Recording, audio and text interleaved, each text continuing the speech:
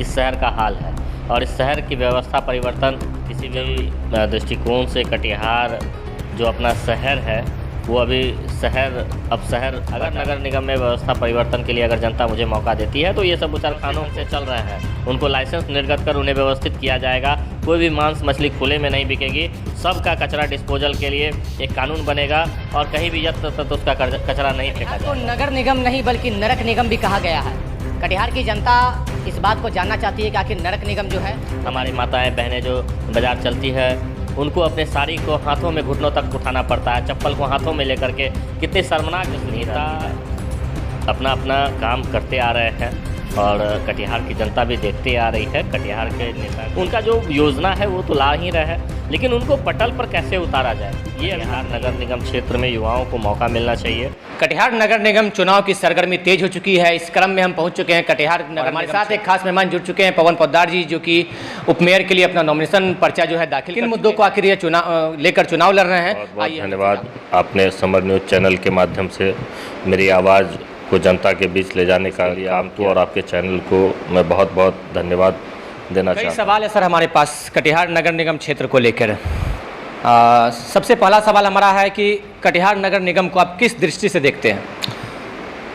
जी, हम तो देख रहे हैं, बाकी कटिहार की जनता भी देख रही है। दृष्टिकोण से कटिहार जो अपना शहर है वो अभी अब शहर कूड़ेदान में तब्दील हो। जो नगर निगम में विगत वर्षों से चली आ रही व्यवस्था के कारण इस शहर का हाल है और इस शहर की व्यवस्था परिवर्तन इस बार आम चुनाव में, नगर निगम के आम चुनाव में लोगों को वोटिंग का अधिकार मेयर उपमेयर को चुनने के लिए मिला है।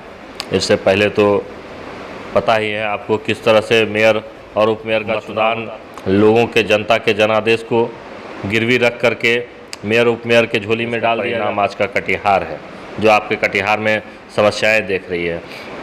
ये जो जल जमाव की समस्या से आप लगातार सुनते आ रहे हैं, जब भी बारिश आती है कटिहार की जनता जो है शहर नहीं अब नालों में तब्दील हो जाती है, सड़कें नाले हो जाते हैं। हमारी माताएं बहनें जो बाजार चलती है उनको अपने साड़ी को हाथों में घुटनों तक उठाना पड़ता है, चप्पल को हाथों में लेकर के।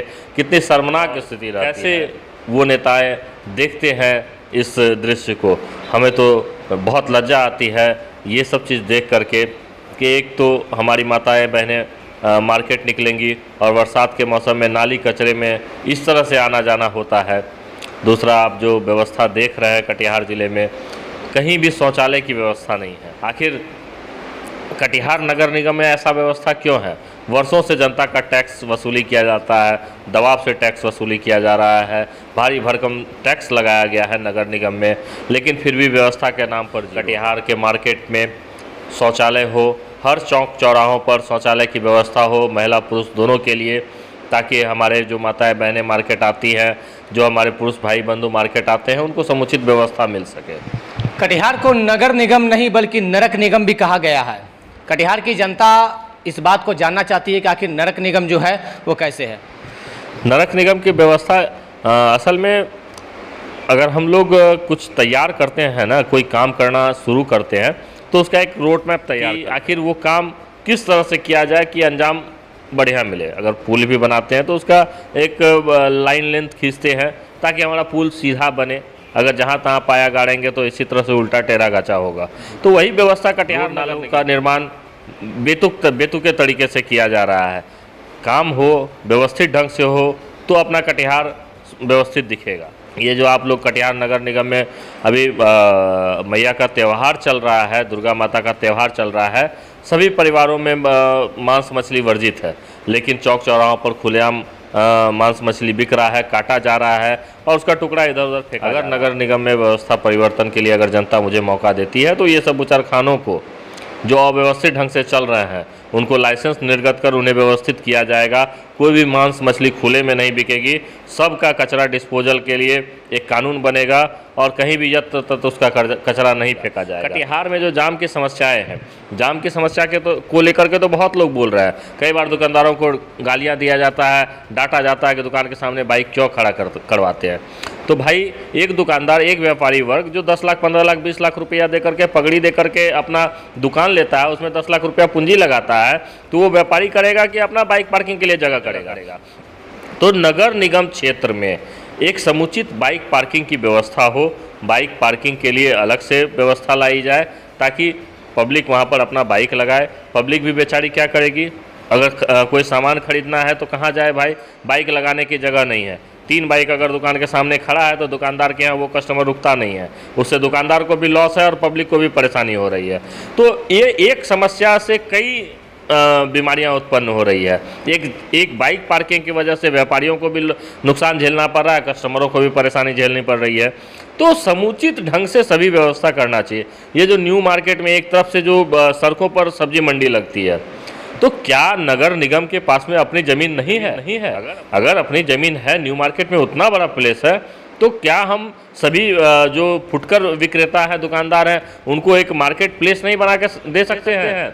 कटिहार में सुपर मार्केट के तौर पर हम लोग न्यू मार्केट को विकसित कर सकते हैं ताकि वो सड़क पर जो गंदगी फैलता है उससे बचेगा और व्यवस्थित ढंग से अपना शहर सुंदर दिखेगा। इसी कटिहार ने सर बिहार को कई मंत्री दिए, उप मुख्यमंत्री दिए, पर विकास की बात जब आती है तो शून्य दिखाई पड़ता है। इस पर नेता अपना अपना काम करते आ रहे हैं और कटिहार की जनता भी देखते आ रही है कटिहार के नेता का कामकाज क्या है। उनका जो योजना है वो तो ला ही रहे हैं, लेकिन उनको पटल पर कैसे उतारा जाए ये अभी तक नहीं हो पाया है। कटिहार नगर निगम क्षेत्र में युवाओं को मौका मिलना चाहिए, जो अपने नए स्किल के कारण, नए डेवलपमेंट नीति के कारण कुछ कटिहार का विकास जो हम लोग रोल मॉडल बाहर में देखते हैं, पुराने घिसे पटे तरीके से कटिहार में अभी नालों का कचरों का उठाव हो रहा है। कचरा का नाला निकाल के रोड पे रखा जाता है, फिर आधा नाले में जाता है और आधा फिर उठता है। तो ये सारी चीज़ों के लिए व्यवस्थित ढंग से एक योजनाबद्ध तरीके से कटिहार में काम करने की ज़रूरत है। कटिहार में अगर हम लोगों का जनता अगर हम लोगों को चुन के भेजती है तो कटिहार में जितने भी मैदान हैं आप जो देख रहे हैं ऐसे व्यर्थ पड़े हुए हैं, कटिहार महेश्वरी एकेडमी ले लीजिए, राजेंद्र स्टेडियम ले लीजिए, उसको युवाओं के लिए विकसित किया जाएगा।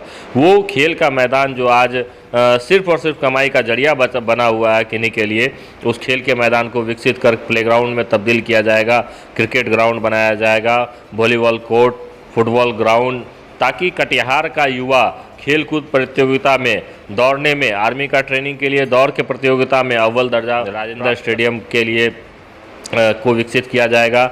वहाँ पर क्रिकेट का मैदान बनाया जाएगा ताकि अपने यहाँ जो खिलाड़ी है युवा खिलाड़ियों को ज़्यादा से ज़्यादा मौका मिल सके खेलने के लिए और कटिहार के साथ साथ पूरे बिहार का भी नाम रोशन कर सके।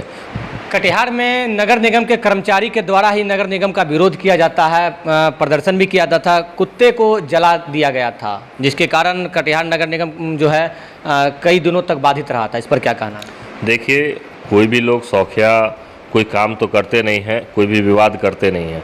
कोई मज़दूर जिसको 2 वक्त की रोटी के लिए दिन रात सड़कों पर इस तरह से झाड़ू और कचरा उठाना पड़ रहा है तो आप समझ सकते हैं उनकी मजबूरी क्या होती होगी। तो वैसे कर्मचारियों को अगर समय पर आप भुगतान नहीं कीजिएगा तो वो लोग करेंगे तो करेंगे क्या? सब टेंडर के माध्यम से बड़े बड़े ठेकेदारों को दे दिया जाता है, जिसके कारण जो है जो कर्मचारी हैं अपने नगर निगम में उनको उनका वाजिब मेहनताना नहीं मिल पाता है, जिनके कारण समय पर मेहनताना नहीं मिल पाता है। वैसे गरीब कर्मचारी हड़ताल नहीं करेंगे तो क्या करेंगे? अगर मुझे मौका मिलता है नगर निगम में तो कटिहार नगर निगम में जितने भी कर्मचारी सफाई कर्मी हैं सबों का स्वास्थ्य बीमा कराया जाएगा, सभी कर्मचारियों को समय पर वेतन भुगतान किया जाएगा और उनका मेहनताना वाजिब मेहनताना दिया जाएगा।